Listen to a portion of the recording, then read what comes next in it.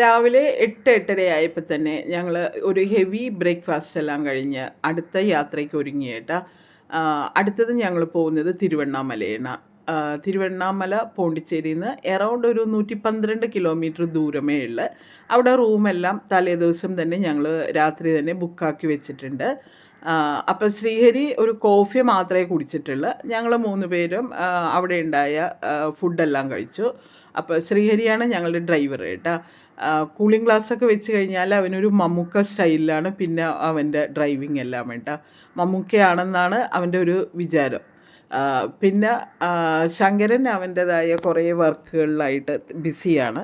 കുറേ ജോലിയൊക്കെ ചെയ്ത് മടുക്കുമ്പോഴേക്കും ഇനി ഞാൻ ഡ്രൈവ് ചെയ്യാടാന്ന് പറഞ്ഞ് അവൻ കുറച്ച് സമയം കഴിയുമ്പോഴേക്കും അവൻ ഡ്രൈവറായി. പക്ഷേ അച്ഛന് ഈ യാത്രയിൽ അവർ വണ്ടി ഓടിപ്പിച്ചിട്ടേ ഇല്ല കേട്ടോ. അച്ഛൻ കോ പൈലറ്റ് മാത്രമാണ്. ശരിക്കും ഇത് അതിമനോഹരമായിട്ടുള്ള ഒരു യാത്രയാണ്. ഇതുപോലുള്ള മലകളും ആ മലകളിലുള്ള കല്ലുകൾ കാണാൻ തന്നെ വളരെ ഭംഗിയാണ് കേട്ടോ. ഇങ്ങനെ ഉരുട്ടി വെച്ച നല്ല ഷെയ്പ്പിലുള്ള കല്ലുകൾ, അതെല്ലാം കണ്ട് പാട്ടെല്ലാം ആസ്വദിച്ച് ശരിക്കും നല്ലൊരു ജേണിയായിരുന്നു. ഞങ്ങൾ ശരിക്കും എൻജോയ് ചെയ്തു.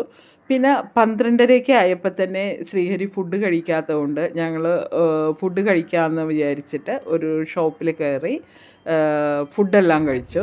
ഞങ്ങൾക്ക് 3 പേർക്കും അധികം വിശപ്പില്ലായിരുന്നു. പക്ഷേ അവന് വേണ്ടിയിട്ട് 12:30 ഞങ്ങൾ ഫുഡെല്ലാം ഓർഡർ ചെയ്ത് കഴിച്ചു. അതിനുശേഷം ഹോട്ടലിൽ ഞങ്ങളുടെ ഹോട്ടൽ അവിടെ അടുത്ത് തന്നെയായിരുന്നു. ഒരു 4 കിലോമീറ്റർ ഉണ്ടായുള്ളൂ. അവിടെ പോയി ചെക്ക് ഇൻ ആയി. അപ്പോൾ ഓക്കെ, ബൈ ബൈ.